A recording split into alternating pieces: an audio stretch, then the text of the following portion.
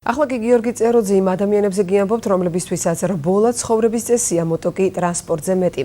Black Sea Riders-ი ბაიკერთა პირველი ქართული კლუბია, რომელმაც ქვეყნის საზღვარი გადაკვეთა. თურქული ტურნეს შემდეგ მისი წევრები სამომავლო გეგმებს აწყობენ და ბათუმში მყოფ პოლონელ მეგობრებს მასპინძლობენ.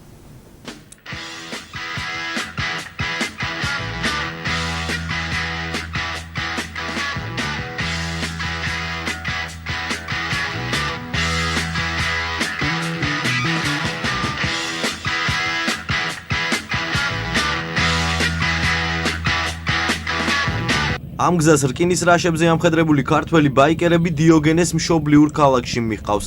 750 კილომეტრიანი სიამოვნება ასე შეაფასეს ქართველმა ბაიკერებმა თურქეთის ქალაქ სინოპისკენ მიმავალი გზა.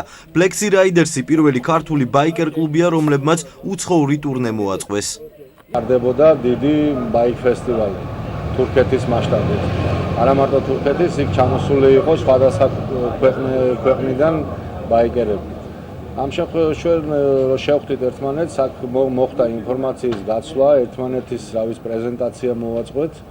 Black Sea Riders მალე ერთი წელი შეუსრულდება. ამ ეტაპზე კლუბი 9 ბაიკერს აერთიანებს. უმეტესობას ეგრეთ წოდებული ჩოფერის კლასის მოტო ჰყავს. კლუბის მიზანი ბათუმში მოტოკულტურის პოპულარიზაციაა. კლუბის წევრთა თქმით, ბაიკერობა მხოლოდ მოტოსტარებას არ გულისხმობს. სამომავლოდ იგეგმება ფესტივალების გამართვა და მოტოტურების მოწყობა.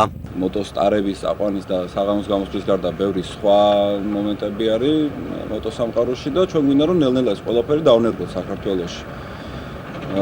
იქნება ეს ფესტივალები, ტურისტების მოზიდვა, მეზობელი ქვეყნებიდან ჩამოყვანა ბაიკერების. თურქეთის შემდეგ ქართველი ბაიკერები ბათუმს პოლონელ მეგობრებს ათვალიერებინებენ. ერიკ გრიფი და ჰუბერტ ჩეშჩიკი სლოვაკეთის, სლოვენიის, სერბეთის, მაკედონიის, ბულგარეთისა და თურქეთის გავლით საქართველოში ჩამოვიდნენ. ერიკის თქმით, ამ გზის გავლა მას საქართველოს შესახებ მოსმენილმა ინფორმაციამ აიძულა.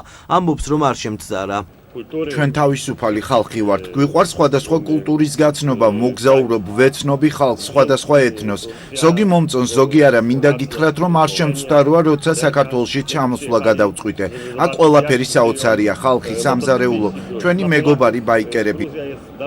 Honda მარკის მოტო ჰუბერტმა ისე დააძველა, რომ ხშირად უსაფრთხოების შემოწმების მიზნით მას პოლიციაც აჩერებს. ამ მოტოზე ნახავთ ყველაფერს, ძველი შაშხანის მექანიზმიდან დაწყებული გასაღებით დამთავრებული. ერთი შეხედვით ჟანგიან მოტოს ახლოდან თუ დააკვირდებით, აღმოაჩენთ, რომ იგი სინამდვილეში ბაიკერული ხელოვნების ნიმუშია.